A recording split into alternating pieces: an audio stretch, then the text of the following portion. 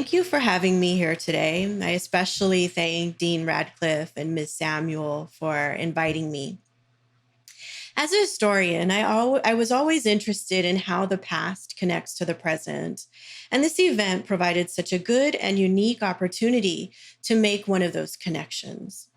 The words of Dr. Martin Luther King Jr. rang true then just as they do now. And if ever there was a time for us to take action, it is now. 54 years ago, Black people faced a similar problems as we do today. Problems of race and racism. More specifically, Dr. King identified the underlying issue in his speech, The Other America. He said that African Americans were living in a triple ghetto, one of race, poverty, and human misery. At the same time, white people were experiencing much more prosperity. White people were being invited to live in carefully designed suburbs, while urban Black people were forced further into low wages, poor living conditions, and for a good portion of the community, large numbers of unemployment. Much of this, Dr. King attributed to racism. The definition he used was the affirmation that the very being of a people is inferior. What he saw happening in Black communities throughout the country was that Black people were constant targets of racism and in various ways, including racial violence, unequal applications of the law, and discrimination in employment and housing. And he recognized them as structural issues, many of which I believe he would identify today as continued problems facing the African American community. This is why his speech resonates with me so well today. It holds up. If we were to hold a giant mirror up to America, what would we see? We would see that racism and racial injustice are alive today and are living up to their very foundational patterns and practices. Black unemployment, in spite of what the president has said, is still higher than that of whites. And now with COVID-19, those Black people and working poor have lost a lot of their income. And there are several reasons.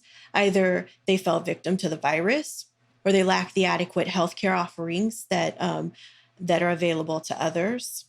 Many are essential workers who are already on the front lines of the virus, so chances of them getting sick are higher.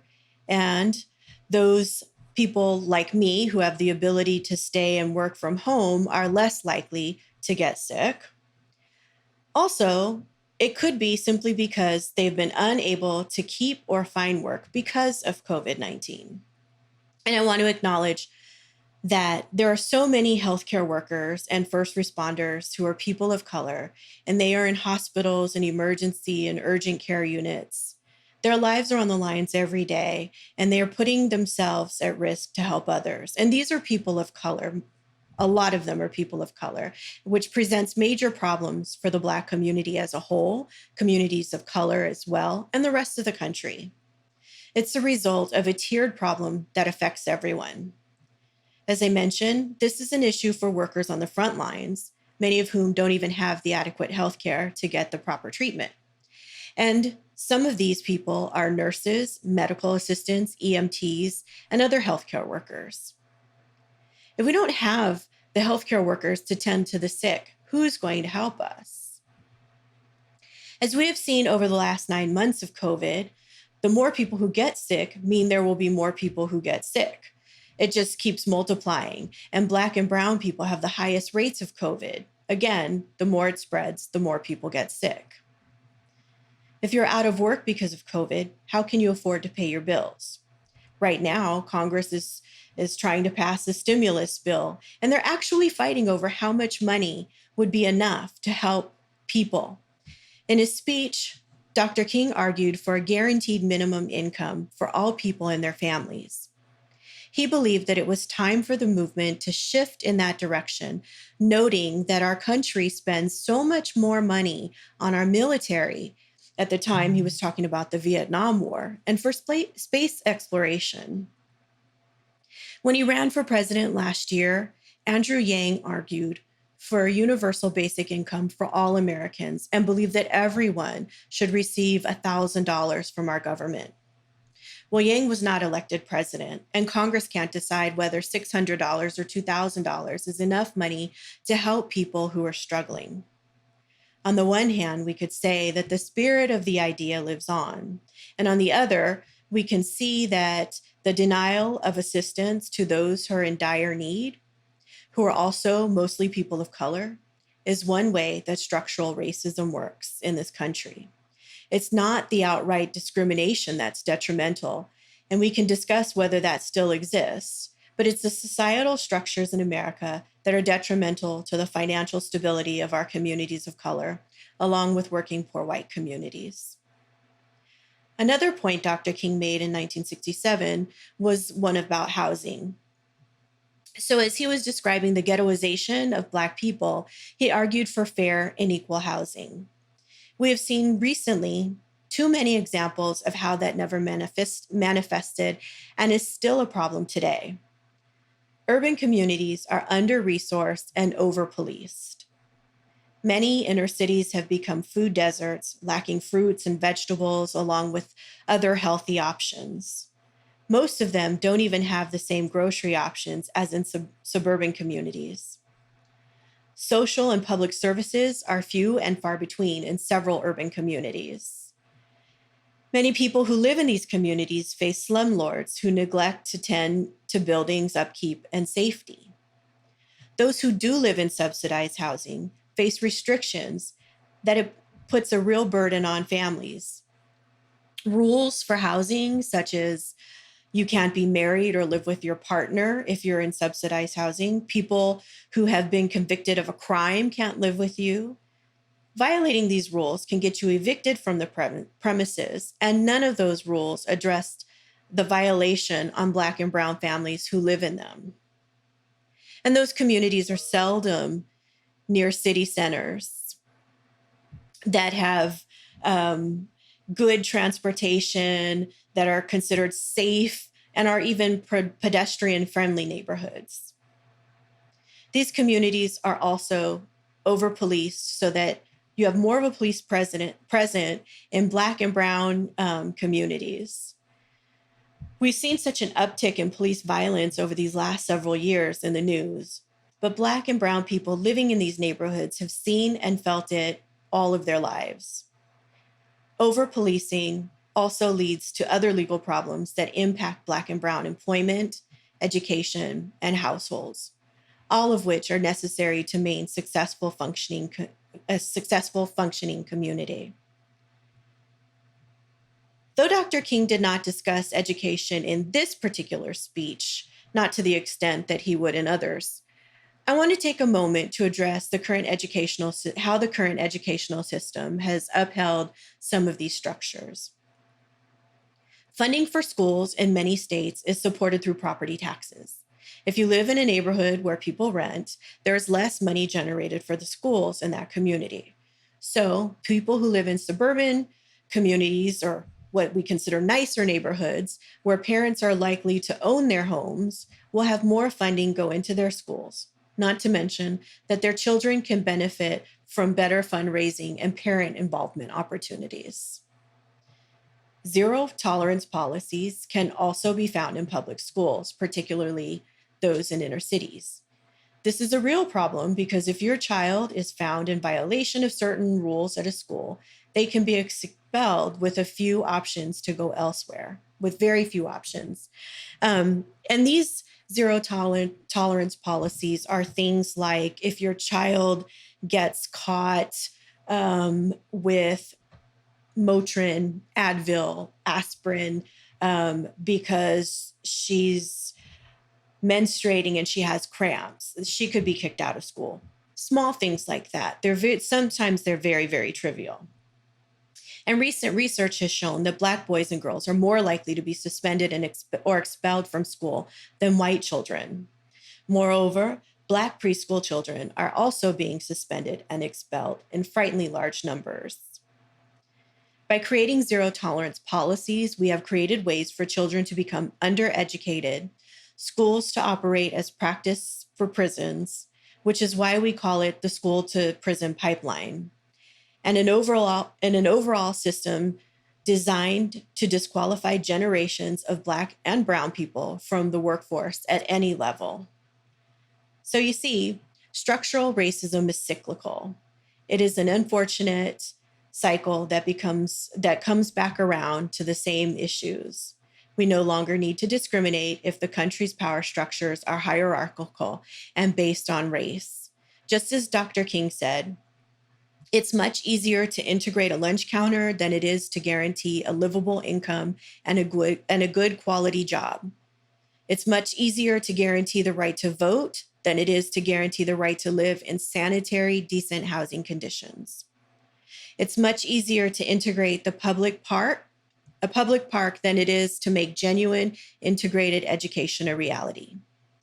He underscored the need for genuine equality in his speech. Today, we might call it equity, among other things. As we look back on this speech, we must ask ourselves, how far have we come? We might see ourselves not that far down the road. Yes, we've made tremendous strides in the fight, but there are still miles to go. The question is, how can we do this? Well, I do not pretend to have all the answers. There are people out there who are doing great work in this area. I'm also impressed by the important work that Black Lives Matter is doing.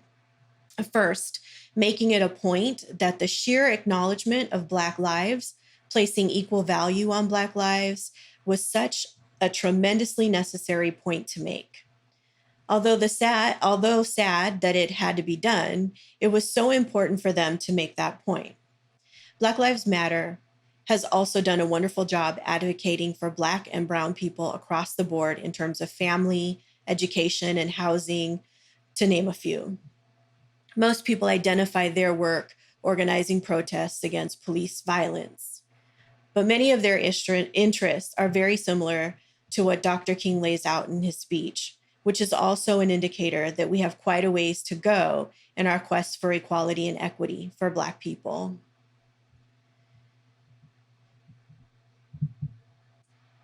We need to address structural issues.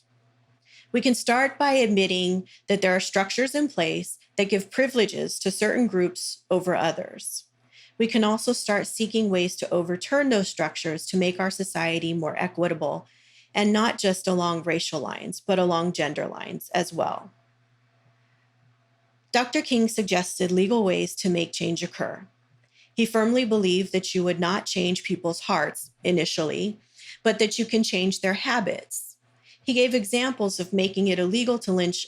He gave the example of making it illegal to lynch a Black man, that an anti-lynching law, which we've never had, would deter white men from doing the lynching, and eventually the lynchings would stop. In 2016, Hillary Clinton was confronted by Black Lives Matter protesters who were fed up with the senseless killings of Black people by the police. I remember her saying, "You cannot change the hearts and minds of people, but you can change the law through legislation." Clearly a connection to Dr. King's speech. I'm not sure if her answer was sufficient for that particular audience, but I think that it was a fair one. We need to have equality and equity in this country, not pity and prayers. Whenever we hear about a killing of an unarmed Black person, those in power always tend to send thoughts and prayers to the family of the deceased. Again, that is not what we need. We need action. We need consequences.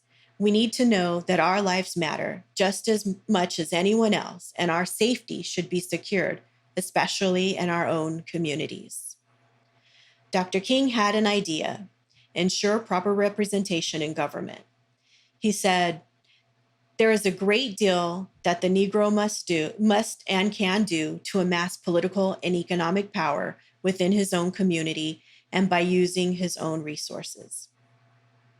Malcolm X also believed that Black people should control their own social, political, and economic resources in their community. While the two men differed greatly, they both saw the same thing: that Black representation is important. We need to have representatives from the bottom to the top in governing, from our school boards and county supervisors to our local judges and state representatives, all the way to the national stage. We cannot allow people who do not represent the best interests to get into our best interests to get into office and then not ensure those interests. We need to hold them in check as well. Let's not stand for the same miserable representation that upholds racist structures, and let's hold those elected officials accountable for doing so. Let's also hold our friends and colleagues accountable for being complicit. Challenge them. Don't be afraid to have those uncomfortable conversations about race. So many are afraid to discuss race or don't know how to talk about it. Some won't even understand it unless you guide them through the discussion. And let's not overlook when we've been complicit ourselves.